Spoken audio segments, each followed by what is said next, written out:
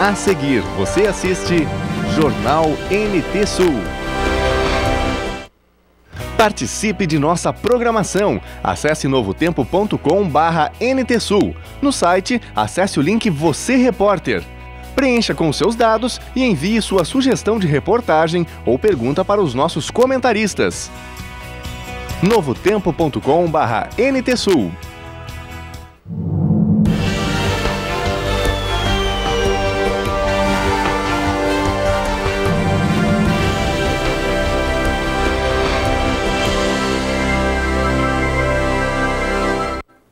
Novo concurso da Prefeitura de Cachoeira vai ser realizado no dia 19 de abril. Inscrições abrem hoje. Motorista alcoolizado capota carro no Alto do Amorim e assusta moradores. Secretaria Municipal da Educação muda perfil e deve focar na pré-escola. Nossa equipe conversa com a nova chefe da pasta. Conheça ainda o trabalho do seu Cláudio, o jardineiro que deixa praças das cidades mais bonitas. Segunda-feira, 16 de fevereiro, o NT Sul começa agora.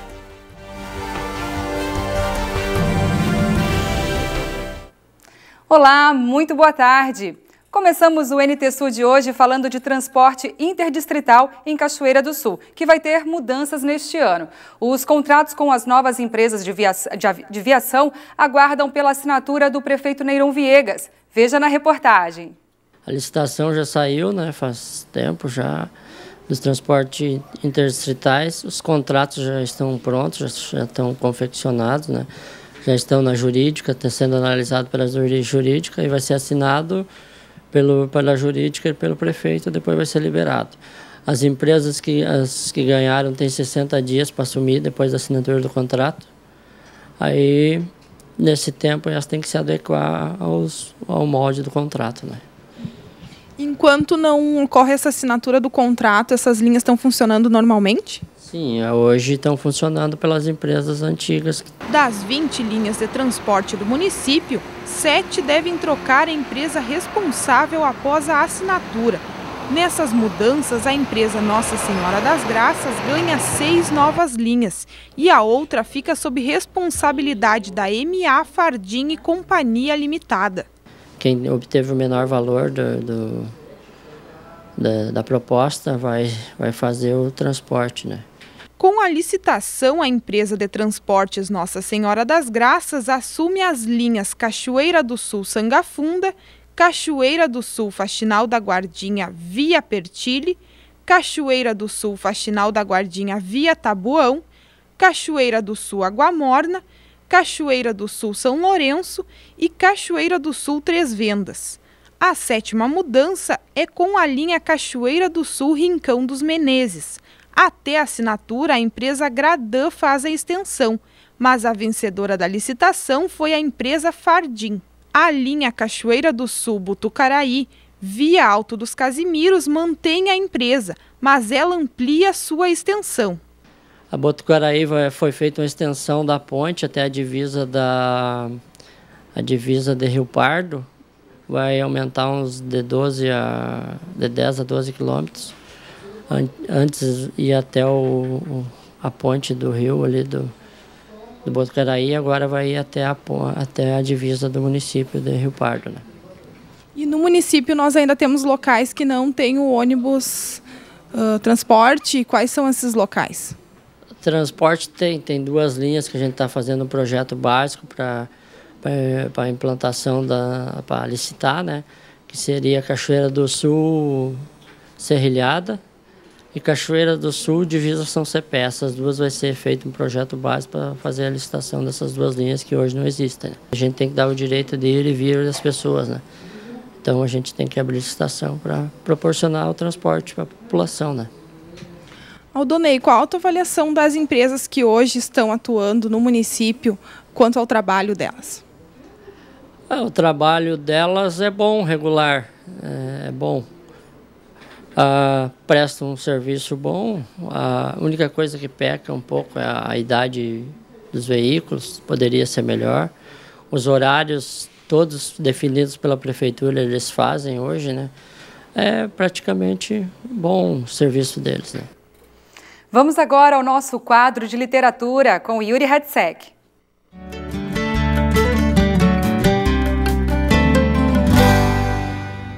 Olá pessoal, tudo bem por aí?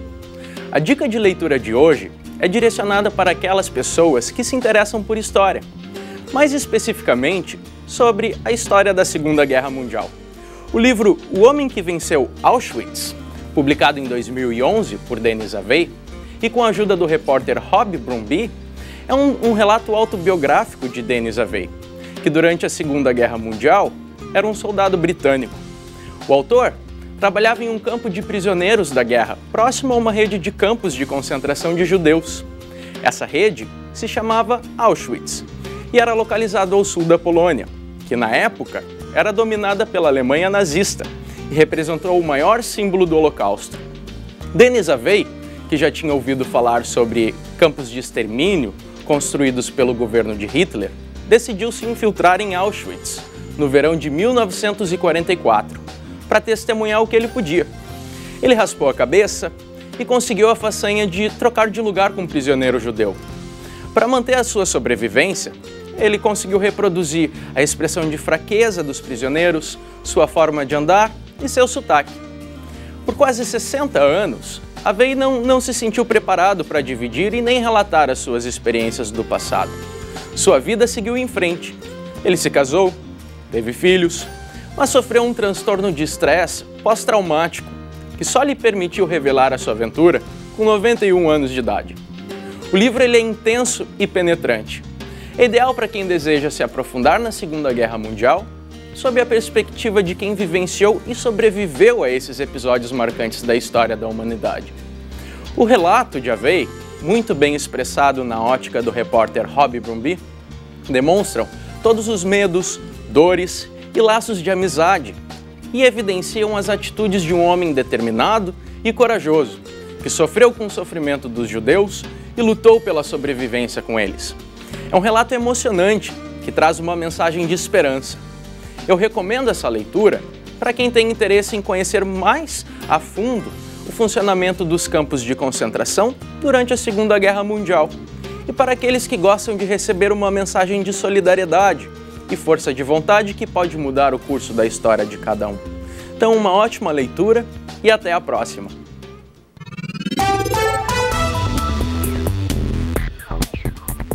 A semana iniciou com tempo nublado em Cachoeira do Sul e a previsão é de que o dia permaneça assim nesta segunda-feira. Na parte da manhã, a cidade registrou temperatura mínima de 19 graus. A máxima deve chegar aos 28.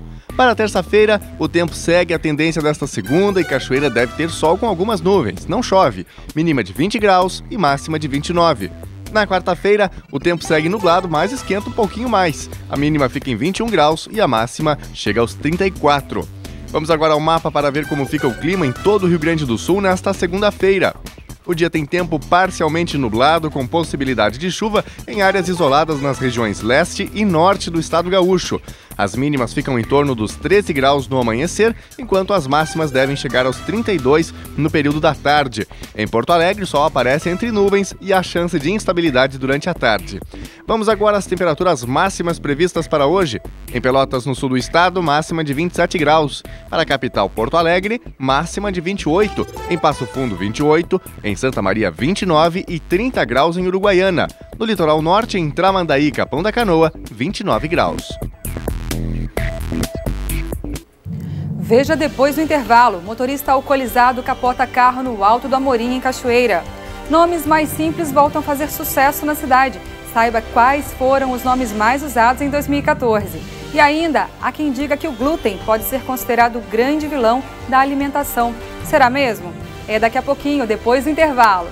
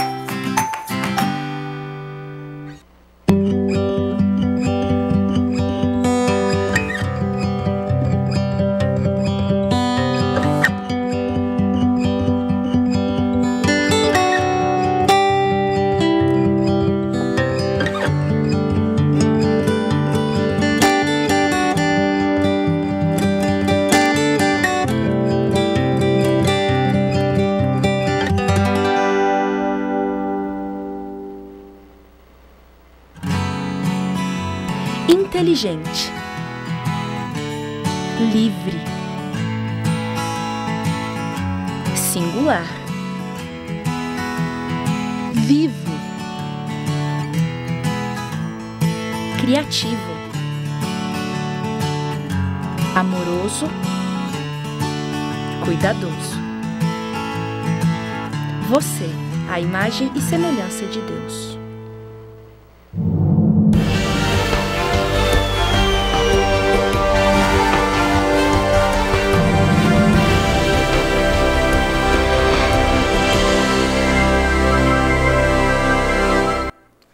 Um motorista de 45 anos que conduzia um Toyota Corolla na manhã de sábado perdeu o controle do veículo, bateu em outro carro que estava estacionado e capotou. Isso foi por volta das 11 da manhã. O acidente aconteceu na descida da Avenida Orlando da Cunha Carlos, no Alto do Amorim. Moradores do local contaram que normalmente crianças brincam na rua naquele horário, mas felizmente não havia ninguém no momento do acidente. Segundo ainda os moradores, o motorista apresentava sinais de embriaguez e foi levado para o HCB com escoriações leves. Em 2014, Cachoeira do Sul registrou 1.051 nascimentos, conforme informações do Cartório de Registro Civil. Diferente de anos passados, os nomes mais simples voltaram a fazer sucesso. Uma das principais missões de um cartório de registro civil é guardar os fatos e fases da vida de cada cidadão, desde o nascimento até a morte. E através desses registros, o perfil de uma comunidade pode ser traçado ou desvendado. Em 2014, por exemplo, foram oficializados em Cachoeira do Sul 1.051 nascimentos, 512 meninas e 539 meninos. 974 certidões de óbitos foram emitidas. E nesta contabilidade toda, mesmo com a gangorra de números entre meninos e meninas, as estatísticas do IBGE há tempos apontam que a maior longevidade é das mulheres.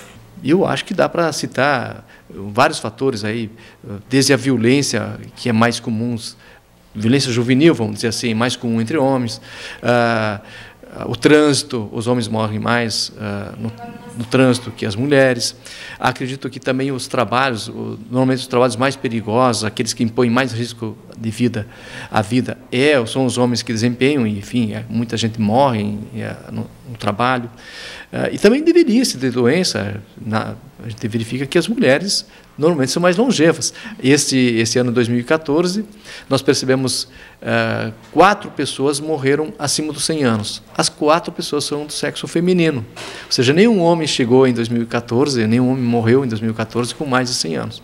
Mas tivemos 4 mulheres. Nos últimos anos, as pessoas casaram menos e se divorciaram mais. E os registros do cartório apontam isso. Em 2014, foram 229 divórcios para 211 casamentos. E existe uma explicação para isso. O que a gente vê que houve um aumento do divórcio, eu reputo principalmente pela... Não que isso seja um problema, mas pela facilidade de se fazer um divórcio. Veja bem, antes também aconteciam os divórcios, de fato, só que as pessoas não... Como era só judicial, as pessoas demoravam para encaminhar seu divórcio. E um divórcio levava 2, 3 anos para ser homologado, mesmo tendo acordo entre as partes, para ser homologado judicialmente. Parece que tem muito mais divórcios que antigamente. Não é bem assim, a gente tem que ver com cuidado esse número, porque o que acontece hoje é que está fácil de formalizar o divórcio. Então a pessoa pode casar e no momento seguinte já pode divorciar e já formalizar o divórcio. Isso antes não era assim, isso antes demorava um tempo, até porque tinha um prazo legal para você requerer o divórcio. Antes não podia fazer o divórcio, tinha que esperar 2 anos. Né? Hoje é possível já formalizar essa separação de fato que acontece e trazer imediatamente para o cartório. Clóvis explica que também é função dele, como oficial do cartório, observar e cuidar os nomes que serão dados aos bebês. A gente não está aqui só para atender unicamente a vontade dos pais, mas sim a nossa função é proteger a criança. Não tem sentido a gente impor um nome ou dar um nome para uma criança que vai logo ali trazer constrangimentos e a pessoa não vai gostar do seu nome. Então, nós temos que ter uma atitude no sentido de proteger a pessoa que está sendo registrada. Esse tipo de uso de letras diferentes não há problema. Se a pronúncia em si não causar, não trouxer assim à mente, pô, que coisa feia, no sentido de feio de ser até assim, como dizer assim, bem constrangedor, né? Não há problema nenhum. Pode usar letras diferentes, não tem problema. Claro que, por exemplo, usar um H no nome entre Carlos, entre o R e o L, por exemplo, não fica bem. Ou entre o A e o R, a gente tenta desaconselhar, porque isso vai causar um grande problema para a criança. A criança vai ter que a vida toda ficar explicando, é Carlos, mas com o H entre depois do A e entre o R. Quer dizer, isso causa um constrangimento, causa pelo menos um transtorno para essa pessoa para o resto da vida. Às vezes tem problema porque minha assinatura é Leda com 2 D, né? E às vezes nas lojas tá com um D só aí, não acho, então o problema é esse só, mais nada. Qual é o teu nome? Magdjellen. Magdjellen, algum problema tu já enfrentou com o teu nome em função do teu nome ser diferente ou não? Já enfrentei, que as pessoas acham muito difícil a pronúncia, né? Então é bem complicado. Ele é comum, mas ele é diferente ao mesmo tempo, porque normalmente eu conheço Andressa. E o meu nome é Andressa com Z, então é diferente. Segundo pesquisa do site Baby Center Brasil, em 2014, os nomes criativos e diferentes perderam espaço entre os preferidos pelos pais brasileiros. Nomes masculinos mais usados foram Miguel, Davi, Arthur, Pedro, Gabriel, Mateus, Rafael e Heitor. Os nomes femininos preferidos foram Sofia, Alice, Júlia, Isabela, Manuela, Laura, Luísa, Valentina, Giovana e Maria Eduarda. Aqui em Cachoeira do Sul, a tendência nacional se manteve. Davi, Arthur, Lorenzo e João predominou entre os meninos. E Maria, Ana, Isabel e Sofia entre as meninas. Um nome bacana, um nome coerente, um nome normal, dentro dos padrões normais, é tudo que uma criança precisa para ela, a partir daí, formar a identidade dela, porque começa no seu nome, que é quem ela é, não tem como fugir disso. Então, se colocar um nome muito diferente, ela vai se formando de uma forma diferente, que não é a forma padrão e saudável psicologicamente que uma criança precisa para se desenvolver. Muito bom. Menos criatividades dos pais e menos traumas para as gerações vindouras, não é mesmo? Bom, após obter um alvará de soltura no último sábado, o advogado Maurício Dallagnol foi liberado na manhã de ontem. Ele estava preso em Passo Fundo desde 22 de setembro, acusado de enganar 30 mil clientes. A defesa dele conseguiu o habeas corpus, assinado pelo ministro do Supremo Tribunal Federal, Marco Aurélio Mello. De acordo com o advogado de defesa, César Bittencourt, Dallagnol vai ressarcir as vítimas. Segundo a Polícia Federal, o advogado lucrou de forma criminosa 100 milhões de reais. Em fevereiro de 2014, um inquérito com o resultado da investigação levou Dallagnol a se tornar um dos poderosos foragidos da Justiça, um dos mais poderosos foragidos da Justiça brasileira. Ele se apresentou às autoridades em junho. O Momento Nutrição de hoje traz esclarecimentos sobre o glúten. Essa proteína encontrada em trigo, centeio e cevada tem sido eliminada da dieta de muita gente. Mas será que o glúten pode ser considerado o vilão da alimentação? Veja o que diz a nutricionista Denise Caspani. Olá, tudo bem? Atualmente, muito se fala sobre o glúten.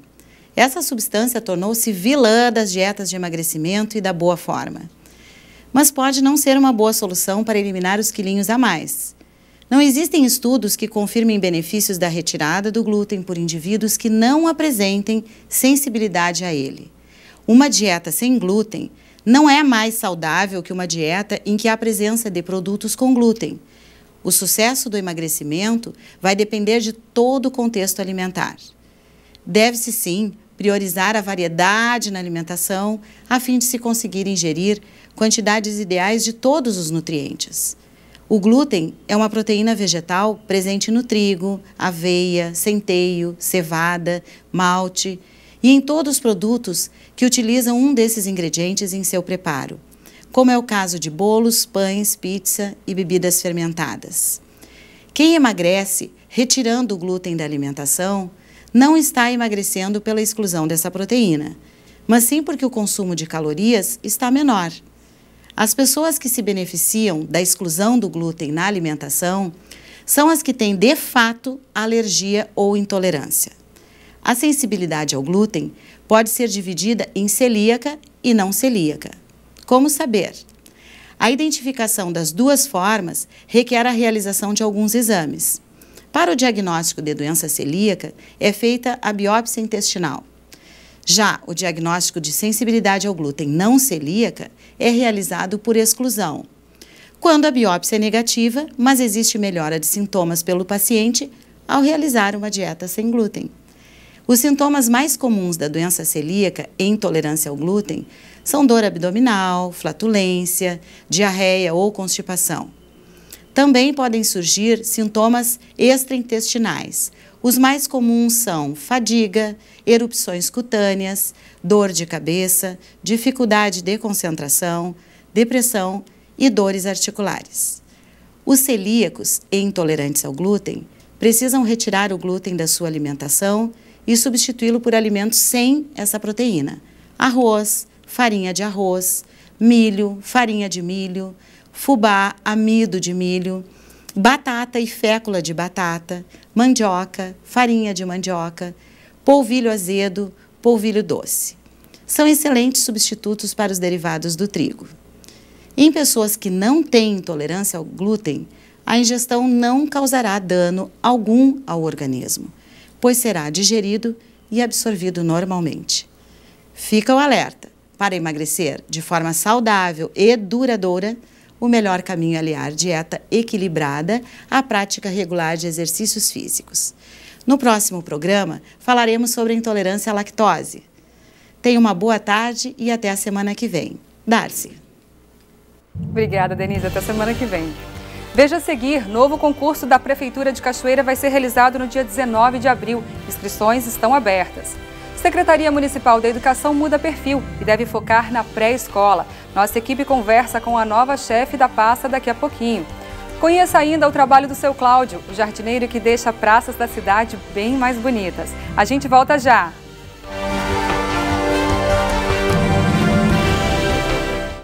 Olá, galerinha! Mais uma história nossa deliciosa de lá. Esta canção é para você, que todo dia vive um novo tempo.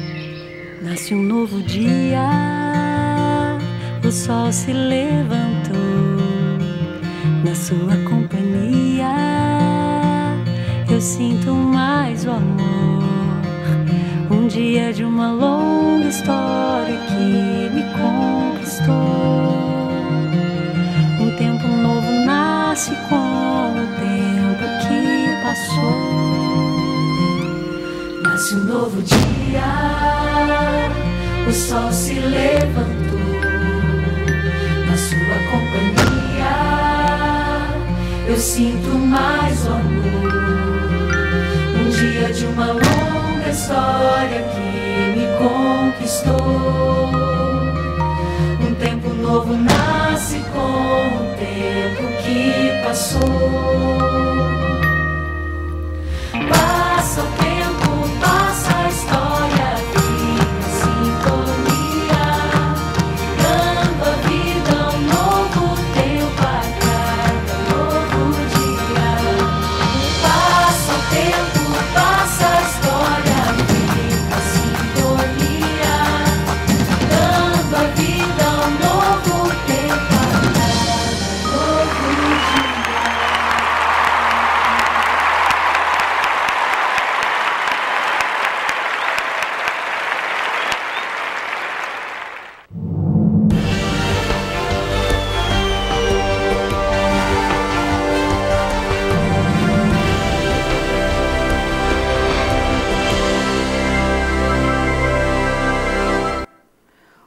concurso da Prefeitura de Cachoeira vai ser realizado no dia 19 de abril.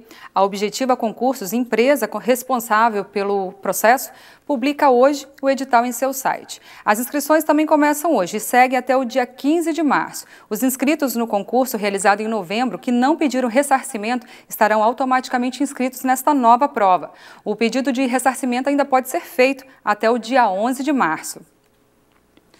Você já observou o colorido das flores da Praça José Bonifácio no centro de Cachoeira do Sul? Ou o jardim da Prefeitura já chamou sua atenção?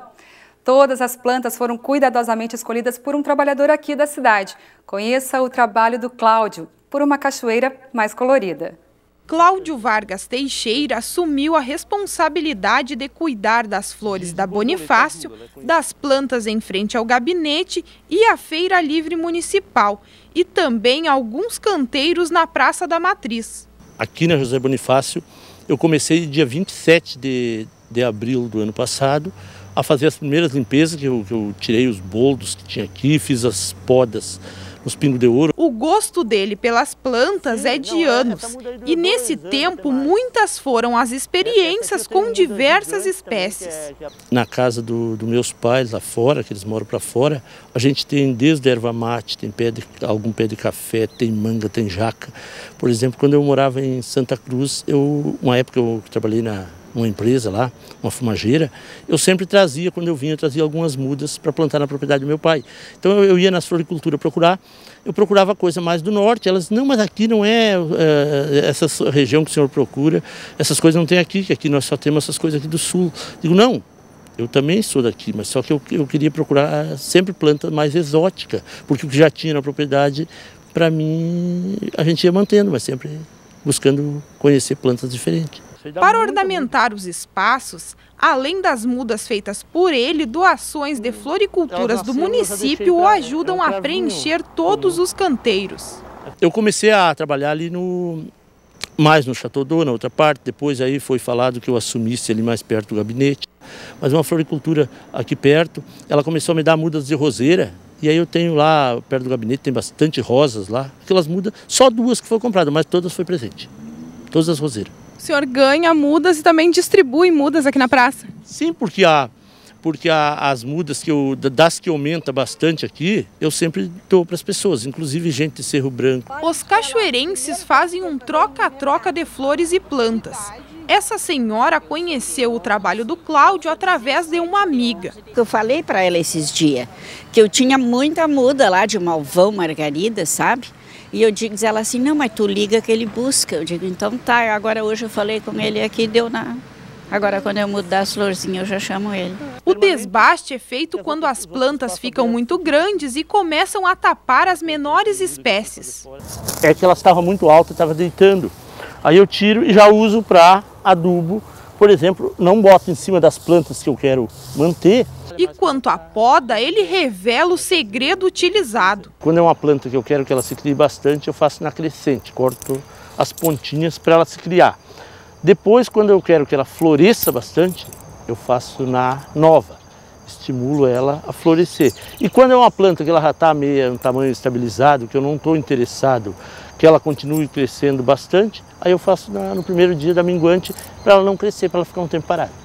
Olha, tem estado assim maravilhoso, porque eu passo assim e me admiro de ver as plantinhas dele tudo com flor, tudo arrumadinho, porque a gente vai nas outras cidades, Santa Cruz, Candelária, é tudo arrumadinho. Aqui era uma coisa de louco, né? Agora tá bem mais melhor, 100%. Eu acho que tem muitas pessoas, mesmo quando se aposentam, se a pessoa fosse estudar, fosse fazer alguma coisa, eu acho, porque ficar pensando que está velho, eu acho que isso aí é bobagem. Eu pretendo trabalhar, quem sabe aqui na prefeitura, eu já entrei com a certa idade, eu estava aposentado pelo NPS, talvez 70, 80 anos, sei lá. Eu não pretendo largar isso aqui porque eu gosto muito das plantas, eu gosto do que faço. Que quando a gente faz o que gosta, o trabalho não cansa. Eu concordo, acho que é uma coisa exatamente, porque quando a gente faz o que gosta, dá prazer.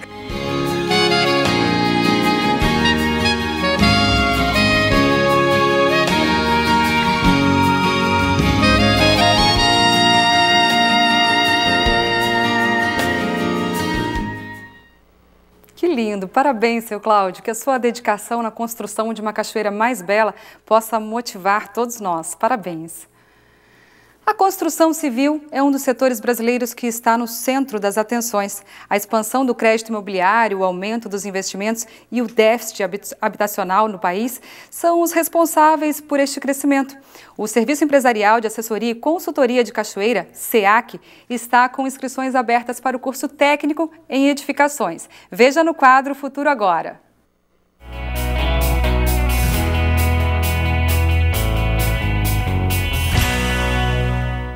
Olá pessoal, boa tarde. A SEAC Escola de Educação Profissional traz para a Cachoeira e região uma excelente oportunidade de acesso ao mercado de trabalho. Trata-se do curso técnico em edificações. Esse curso vai formar técnicos capazes de desenhar, assinar e executar plantas de até 80 metros quadrados. O curso tem a aprovação do Conselho Estadual de Educação e é uma profissão regulamentada e fiscalizada pelo CREA. Administrar uma obra não é algo simples. Desde uma reforma até a construção inicial de uma planta, requer conhecimento e habilidade para comprar os materiais, contratar mão de obra, desenhar a planta e finalmente executar o projeto. Pois bem, o técnico em edificações pode ser esse profissional completo, ou seja, pode ser um administrador de obras. Costumamos dizer que o técnico em edificações é um mini engenheiro, e assim dizemos pelo fato de que esse profissional poderá realizar o desenho, assinar a planta e executar projetos com até 80 metros quadrados, além de ficar apto a realizar concursos públicos na área dessa formação. As casas financiadas, por exemplo, pela Caixa Econômica Federal, podem ser executadas desde o desenho até a execução final pelo técnico em edificações. A SEAC está com as inscrições abertas para a segunda turma do curso técnico em edificações, que terá início em março próximo. Os profissionais que atuam no curso são engenheiros civis, engenheiros mecânicos, arquitetos, psicólogos, pedagogos, cada um na disciplina em que a sua atuação profissional corresponde. E tudo isso para que as aulas tenham a maior realidade prática possível. Todas as pessoas que têm interesse em trabalhar na área da construção civil e que já concluíram ou estão cursando o ensino médio estão aptas a realizar o curso. O curso técnico em edificações oferece a vantagem de uma formação rápida, prática e de custo acessível. O curso tem duração de 2 anos e meio entre a teoria e o estágio prático. A construção civil é uma área em ascensão, porém carente de profissionais habilitados. Por isso, a SEAC oferece essa grande oportunidade. Não perca essa chance. O seu futuro é agora, na Escola SEAC. A Secretaria Municipal da Educação de Cachoeira do Sul deve assumir um novo perfil. A nova titular da pasta, Cláudia Vargas, que também é professora, atuava como diretora de educação da SMED. Em entrevista ao NT Sul, ela fala sobre esse novo desafio. Disponibilidade de vagas para a educação infantil. Este assunto nós abordamos na última semana aqui no NT Sul por sugestão de uma telespectadora e também este assunto foi o primeiro desafio da nova titular da Secretaria Municipal de Educação de Cachoeira do Sul, Cláudia Vargas, que esteve na última quinta-feira em Santa Maria para falar sobre esse assunto. Boa tarde, secretária. Boa tarde. Realmente a educação infantil é um grande desafio da escola municipal. Nós sabemos que é de total responsabilidade do município a educação infantil e o ensino fundamental, mas exclusivamente a educação infantil é do município. Então, nós estamos, mediante o Plano Nacional da Educação, nós temos uma meta que o município tem que atingir até o final de 2016, que é colocar todas as crianças acima de 4 anos na escola. Antes, a obrigatoriedade era a partir dos 6 anos. Então, agora é dos 4 anos. E nós, para isso, nós temos que criar inúmeras vagas dentro do município de Cachoeira do Sul. Nós fomos a Santa Maria, onde lá nós temos a Promotoria da Justiça da Educação, e a doutora Rosângela estava atendendo cada um dos municípios que pertencem à sua região. Nós fomos considerados um município médio, dentro da meta. Estamos caminhando para atingir a meta, quer dizer que nesses 2 últimos anos já houve um acréscimo nas vagas. Sabemos que ainda temos carência, só que a nossa carência maior é para as crianças abaixo dos 4 anos, que é na idade de creche. Nessa faixa etária, nós não temos a obrigatoriedade, nós temos só obrigatoriedade com 50% dos alunos, da demanda. Então, nós, com a construção das nossas 3 escolas, que é um fato quase que inédito num governo só, tu inaugurar 4 escolas novas, o governo municipal está investindo muito na educação neste município. Nós temos hoje um percentual de 31% investido somente em educação, quando, por lei, nós teríamos que investir 25%, para que a gente consiga alcançar essas metas. Nós temos a construção de 3 novas escolas de educação infantil, como eu já disse, que provavelmente serão inauguradas ainda, pelo menos uma, no primeiro semestre deste ano. É claro que acontece com os pais, de querer, nós temos uma carência de vagas, principalmente no centro da cidade. Não temos tanto essa carência nos bairros, mas a obrigação do município é oferecer a vaga. Trabalhamos de acordo com a demanda, tentando suprir aquelas regiões que mais têm demanda. E, além disso, estamos duplicando a EMEI Sonho Meu, que é lá no bairro Noêmia, um dos nossos bairros mais populosos, com recurso próprio, onde nós iríamos duplicar a capacidade da EMEI. Então, todas essas construções criarão em torno de 500 vagas, o que irá fazer com que Cachoeira chegue ao final de 2016 com a sua meta atingida. Ok. Secretária, com que missão a secretária assume o posto? Qual a recomendação principal do prefeito Neron Viegas? Bom, além da economia, porque nós temos que fazer economia no sentido de otimizar, de bem aproveitar o recurso. Sabemos que a SMED é uma das secretarias que tem o maior número de pessoas envolvidas. Nós temos 3.600 alunos, mais 1.050 professores, mais 238 funcionários. Então, só aí nós atingimos em torno de 5.000 famílias. Para isso, a gente sabe que o dinheiro público sempre tem que ser otimizado. Inclusive, na educação, nós não falamos em gastos, nós falamos em investimento. Mas ele tem que ser bem administrado, bem gestado, para que realmente ele dê frutos. Então, além da economia, de uma boa gestão, nós temos a missão de melhorar a qualidade da educação dentro do nosso município de Cachoeira do Sul. Porque só a obra não é suficiente, só a infraestrutura, a merenda, o transporte, não é suficiente para que a gente consiga melhorar a qualidade. Recursos humanos deverão receber investimento? Exatamente. Nós temos que investir no nosso professor, temos que, principalmente na questão da formação, porque o professor tem que ser um profissional em constante formação, porque nosso aluno está aí recebendo todo o mundo de informações e a escola é do mundo. A escola não pode ser uma redoma separada do mundo, senão não é atrativo. Então, nós temos que investir predominantemente na questão pedagógica, na formação, na valorização do professor, que também é uma das metas do Plano Nacional. Havia uma expectativa muito grande por parte do Magistério Municipal com relação ao nome que assumiria a pasta da Secretaria Municipal de Educação, que fosse uma pessoa ligada ao Magistério Municipal, e agora isso representa uma responsabilidade a mais?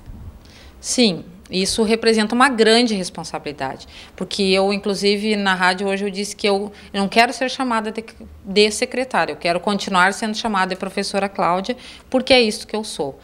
Eu já tive experiência em várias escolas, inclusive a minha última experiência foi no meio rural das nossas escolas municipais. Eu vim lá da nossa escola Sagrado Coração de Jesus para assumir um desafio me proposto pelo prefeito, e só por um projeto em que eu acredito é que eu faria isso, porque realmente eu gosto muito. Trabalhava também na Escola João Neves com alfabetização, já tive experiência em vários setores, tanto da Secretaria da Educação como da Coordenadoria, como em várias escolas, tanto atuando como professora de educação física, como alfabetizadora. Na escola particular também atuei no Colégio Roque. Então, assim, isso cada vez mais me compromete com a nossa classe. Claro que neste momento eu estou governo e eu tenho que agir como governo, mas sem esquecer a minha raiz de professora, e eu vou procurar estar muito próxima dos diretores, dos professores e dos alunos que me fazem muito bem.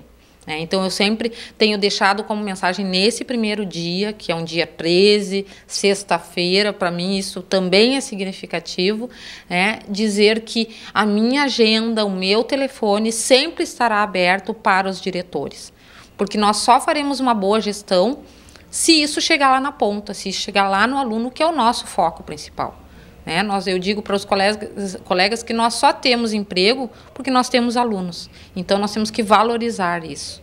O centro da educação é o aluno. O fato de haver atuado em uma escola, do interior, já conhece a realidade dessas escolas, faz com que elas recebam alguma atenção, algum olhar especial da ESMED a partir de agora? Assim, nós já vínhamos sempre procurando ter esse olhar, porque nós não podemos perder o pé da realidade. Não podemos nos fechar nos gabinetes e não enxergar o que nós, professores, passamos quando a gente acorda às 5 horas com chuva e pega o ônibus e fica num lugar totalmente isolado, às vezes, da família, dedicando o nosso tempo aos alunos. Então, a gente não quer jamais fugir dessa realidade, por isso eu quero estar muito presente nas escolas, porque isso faz com que a gente realmente veja o que está acontecendo lá. Então, essa é uma das nossas prioridades, estar junto com as escolas, porque aí lá tanto a gente sente a necessidade, como a gente também pode auxiliar, que é essa a nossa função, auxiliar na gestão lá da escola. Algum projeto especial, alguma meta, algum foco especial a ser atingido? Nós temos este ano que concluir até o mês de julho, que no ano passado já estava sob a minha coordenação, a construção do Plano Municipal de Educação. Esse plano municipal ele tem que estar de acordo com o plano nacional, que foi aprovado no ano passado. Este plano ele está sendo construído, nós temos em Cachoeira um Fórum Municipal de Educação, que era coordenado já por mim, e nós temos que fazer uma previsão do que vai acontecer na educação em Cachoeira, o que se quer dessa educação em Cachoeira para os próximos 10 anos. E isso é muito importante, porque não é nós que vamos escrever. Esse plano tem que ser escrito por todas as mãos aqui de Cachoeira, pelo segmento social, pelos professores, pelos órgãos de ensino superior. Então, para isso, nós temos um fórum de 25 pessoas, totalmente representativo de várias entidades. E este fórum está preparando este documento para levar à comunidade e, posteriormente, à Câmara de Vereadores para ser aprovado. Então, desde já, assim, eu vou conclamar a comunidade, os órgãos de imprensa, porque quanto mais democrático for este plano, melhor ele vai se efetivar. Nós não queremos mais um plano para ficar na gaveta. E este não é um plano deste governo, ele é um plano para 10 anos. Então, ele é posterior aos governos e ele tem que ser muito bem construído, porque é uma projeção. Ele que vai definir o perfil da educação para os próximos 10 anos. Exatamente. E ele, assim, eu como professora, que também passei por vários governos, nós, profissionais de educação, temos que garantir que as coisas não vão mudar a cada 4 anos, não vão estar à vontade, dependendo da vontade de cada gestor. Nós temos que delinear, nós temos que dar rumo a essa educação. E nós temos muitas iniciativas boas em Cachoeiras, muitas escolas boas. Eu, há pouco tempo, também saí da Escola João Neves, que também é uma escola do meu coração, e a gente vê quantas coisas nós temos boas nas nossas escolas municipais, nas nossas escolas estaduais. Temos hoje um privilégio em Cachoeira de ter órgãos de formação de ensino superior, um vasto número de entidades, a UAB, a UFSM, a UBRA, a UERGS, tudo isso tem que contribuir. Nós temos que nos apropriar disso para construir e alavancar definitivamente o nosso município, porque isso a gente só vai fazer através da educação. E eu gostaria assim, de repetir a toda a comunidade cachoeirense que o Fórum de Discussão da Educação neste município é a Secretaria Municipal de Educação. Então, assim, a gente gostaria de nos colocar à disposição dos pais, dos professores, dos alunos que vão até a secretaria, que nos procurem, que nos chamem na escola se for preciso. Porque, às vezes, quando a gente acaba sabendo de um problema, ele já está instalado nos órgãos de comunicação e a gente não tem necessidade. A gente está lá para resolver esses problemas. E é para isso que a gente vai trabalhar arduamente. Mais uma vez, obrigada e sucesso. Esta, então, a nova secretária municipal Municipal da Educação, Cláudia Vargas, que assumiu aqui em Cachoeira do Sul na última quinta-feira. Darcy. Ok, obrigada, Lena. E depois do intervalo a gente segue falando de educação. Em breve as aulas vão recomeçar em todo o Brasil, mas será que os professores estão preparados? Qual é o perfil ideal para os docentes? É já já.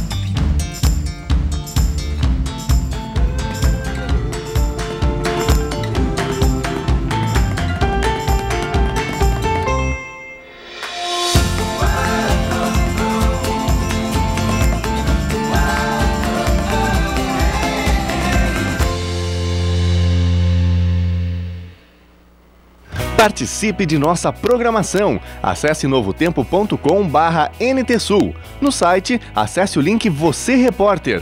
Preencha com os seus dados e envie sua sugestão de reportagem ou pergunta para os nossos comentaristas. novotempo.com/NTSul.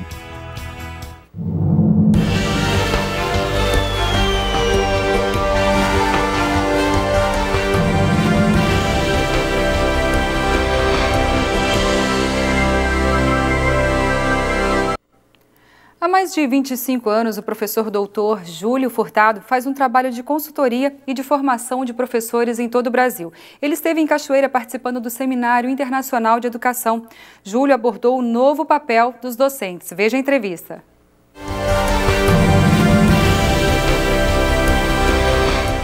Qual deveria ser o papel do professor e qual vem sendo este papel na educação? Bom, na verdade, o professor hoje ele ainda está muito preso a um papel tradicional, exatamente porque foi dessa forma que ele foi formado, né? Foi desse jeito que o professor aprendeu a ser professor. Então, ele ainda repete com os seus alunos basicamente aquilo que fizeram com ele na sala de aula. E é aonde começam a acontecer os conflitos, porque os alunos que temos hoje são alunos multimídia, são alunos que têm uma necessidade de expressão através de vários canais, e aí começa a acontecer o que a gente anda vendo por aí, ou seja, falta de atenção, brincadeira, indisciplina, etc. O papel do professor ainda vem sendo esse, de transmissor do conteúdo, mas ele já está começando a se conscientizar que, na verdade, ele tem que ser um mobilizador de aprendizagem. Ele tem que ser alguém que ajude o aluno a aprender cada vez mais. Logo, ele não tem que entender apenas da matéria que ele ensina, né? Até porque isso, hoje em dia, é muito fácil, né? Ou seja, a internet, o YouTube, o aluno hoje aprende sem o professor o conteúdo. O professor precisa perceber que o que ele precisa professar hoje é mais uma possibilidade de ser melhor, né? É mais uma possibilidade de autodesenvolvimento. Isso ainda não tem software que faça, né? Isso, nesse sentido, o professor me parece que nunca vai estar ameaçado. Vai além do professar o conteúdo, que é uma expressão que o senhor usa? Exatamente. Vai bem além de professar o conteúdo, mas, como eu disse, ainda é o que está muito preso, né? No modelo, no paradigma do professor, né? O professor hoje ele tem que ensinar de um jeito diferente do que ele aprendeu. E, na verdade, o que nos forma professores é um pouquinho de cada professor que a gente teve ao longo da nossa vida, né? Na verdade, não são as aulas de didática ou os cursos de formação, de pedagogia. É claro que eles têm um papel muito importante, mas, na verdade, você vai ser uma professora muito parecida com a média dos professores que você teve ao longo da sua vida. E as novas tecnologias, de que maneira se inserem neste contexto e principalmente no professor mais tradicional, no professor que já tem mais experiência? Bom, aí é um outro desafio que o professor tem, né? Porque na medida em que ele ainda está preso ao fato de que apenas ele professa a verdade, ele ainda enxerga a tecnologia como uma ameaça, né? Ele ainda enxerga a tecnologia como alguma coisa com a qual ele não sabe lidar. E nesse sentido, ele precisa redimensionar, reconfigurar esse relacionamento que ele tem com a tecnologia e tê-la ao lado dele, né? Ou seja, hoje em dia, por exemplo, o professor ele pode deixar nas mãos da tecnologia aquela parte chata, né, da informação, do conhecimento. Isso o aluno pode fazer em casa, isso pode estar num blog, esse material pode estar num tablet, esse material pode estar em algum lugar que o aluno tenha acesso a essa informação. Na sala de aula, na escola, na universidade, seja onde for, o espaço do professor com esse aluno precisa ser reservado para que eles possam discutir, para que eles possam amadurecer e para que eles possam verdadeiramente compreender aquilo que eles estudaram, digamos aí, muito através da tecnologia. Hoje, qual é o maior desafio de um professor? Eu acho que o maior desafio do professor hoje é entrar num processo de autovalorização. Eu acho que o professor ele vem sendo vítima, né, de um processo de desvalorização há muito tempo, né? Ou seja, ele hoje precisa se voltar para soerguer essa sua imagem, né? Ele precisa se voltar para se lapidar em cima de uma matéria-prima que ele acredite, né? Ele precisa resgatar a crença no trabalho dele. Eu acho que essa é a questão. E para resgatar essa crença, ele precisa se reinventar, né? Ele precisa perceber que ele não tem que ser um professador de informações, mas ele tem que ser uma espécie de consultor de desenvolvimento humano. Eu acho que é esse verdadeiramente o caminho que o professor tem que trilhar. E a maior dificuldade dele está exatamente em compreender isso. Eu acho que o maior desafio do professor hoje é compreender isso, né? Tamanha a força com que a gente se agarra àquele modelo de transmissão de conhecimento, né, o qual todos nós fizemos parte aí na escola onde nós estudamos. Mas tudo isso não vem de encontro à chamada desvalorização do professor? Com certeza. Com certeza vem de encontro e é uma espécie, é um movimento que fica difícil a gente dizer se é a desvalorização que provoca esse tipo de coisa ou se o conflito, né, de reinvenção de paradigmas do professor colabora com a desvalorização. Eu acho que isso é um ciclo vicioso que quem tem que começar a tomar a decisão de romper esse ciclo é o professor, é ele que tem que gritar, né? É ele que tem que dizer que ele não quer mais ser visto, por exemplo, pela grande mídia como o coitadinho, aquele que apanha ou o incompetente, né? Ou seja, essas três imagens que são mais divulgadas hoje. Ou o professor é o herói, ou é o coitadinho, ou é o incompetente que não consegue ensinar matemática, que faz com que todo mundo tire nota baixa no PISA, que o Brasil ainda fique nos últimos lugares. Para onde convergem os olhares? Para o professor, né?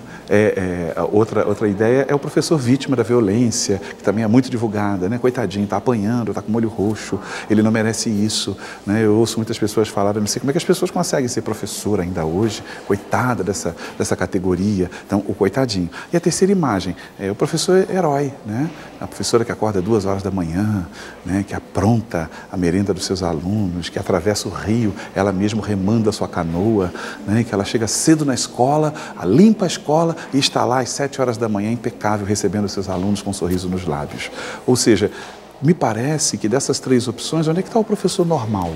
Aquele professor gente, que tem problemas, que gosta do que faz, que se compromete com o que faz, mas que erra, né? Ou seja, que fica em dúvida com relação a uma metodologia que ele segue. Eu acho que o professor precisa se apoderar disso, né? Se autovalorizar enquanto alguém que faz a diferença no processo de desenvolvimento humano de uma criança, de um adolescente ou até mesmo de um adulto, como no caso da universidade ou do EJA, né? O outro lado da questão, os alunos, como é que eles estão vendo o professor, o educador? Se fala muito em falta de educação, falta de respeito, que os alunos não estão nem aí com o papel daquela figura que está à frente dele todos os dias. Eu acho que o aluno, ele está vendo aquele professor que se coloca como o professador da verdade, exatamente desse jeito que você diz aí. Ou seja, até porque esse aluno não acredita mais nessa verdade professada, né? Ele vive num mundo onde ele pode acessar a verdade a hora que ele quiser, né? Ou seja, ele tem um navegador de internet no bolso, né? Ou seja, na verdade, esse papel e essa postura do professor costuma dificultar o relacionamento entre professor e aluno. Agora, também vemos experiências em que, quando o professor percebe que ele precisa estar ao lado desse aluno nesse processo de aprender, esse aluno também o percebe de uma maneira diferente. E ao percebê-lo de maneira diferente, ele consegue ter por ele um respeito. Eu acho que a gente precisa entender bem o que cabe à família e o que cabe à escola, né? Tanto a escola quanto a família são duas instituições que educam. Elas só educam em meios diferentes, em contextos diferentes. A família educa num contexto específico, individual. A família educa num contexto particular, privado. Né? Na família, o menino aprende os seus gostos próprios. Né? Citando um exemplo bem claro, na família o menino senta onde quer, come a hora que quer. A escola educa num contexto coletivo, social.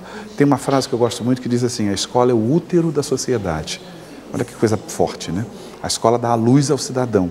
E o que significa dar a luz ao cidadão? Significa formar esse ser politicamente.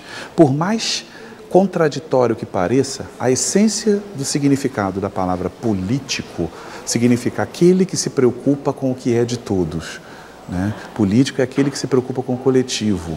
A escola está aí para formar esses seres cidadãos, esses seres que lá na Grécia Antiga sentavam na praça, né, para discutir sobre os caminhos da polis, da cidade. Então é daí que vem, para que se vai à escola? Se vai à escola para se aprender a ser esse cidadão coletivo. Então na escola tem hora de comer, na escola tem hora de entrar, tem hora de sair, tem lugar marcado para sentar. Né? Ou seja, na escola o aluno percebe que os contextos precisam ser coletivizados. Na casa dele não, ele tem lá a imagem, a visão do que ele quer, na hora que ele quer, porque é num contexto mais individual. Quando você me pergunta, e o papel da família? O papel da família é esse. Só que hoje a família, ela está também em crise. Ela está também passando por um momento muito complicado de desconfiguração, de valores, de medo. Os educadores hoje, eles não têm mais a convicção que os nossos pais tinham. Né? Os nossos pais, eles disciplinavam, batiam, não se sentiam culpados e era isso. Eles exigiam de nós respeito. Hoje, os atuais pais estão exigindo amor, né? Ou seja, estão exigindo que o filho os ame. Antigamente era me respeita, menino. Né? Hoje é você ama a mamãe. Né? Ou seja, você... entende? Então, num contexto de ama a mamãe, fica difícil colocar limite. Então, está todo mundo perdido.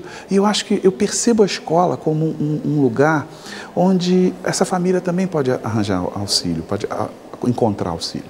Eu vejo muitas experiências de escola de pais muito bem sucedidas, né, onde uma vez ao mês a escola recebe os pais, discute um tema, discute um assunto, traz alguém para falar, faz um debate sobre uma questão e essa família começa a se localizar nesse processo. Então eu vejo que tanto a escola quanto a família, eu não sei qual das duas anda mais perdido nesse contexto aí de reinvenção do ato de ensinar e aprender.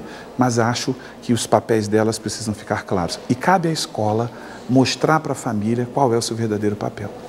Nessa confusão toda, nesse contexto todo, ainda é possível, existe esperança então de ser um professor realizado, ser aquele professor por vocação e o aluno ir para a escola aprender, gostar de aprender, entender o que está sendo ministrado? É possível ainda? Claro que é. E o que a gente observa é que a carreira, a profissão de professor, ela só pode ser exercida à luz dessa chamada vocação. E o que eu chamo de vocação? Vocação é o que a gente pode chamar de amor pelo que faz. E para ser professor tem que ter amor pelo outro. E o que significa amar esse outro chamado aluno? Significa acreditar nele, olhar para ele e falar, esse garoto chega lá.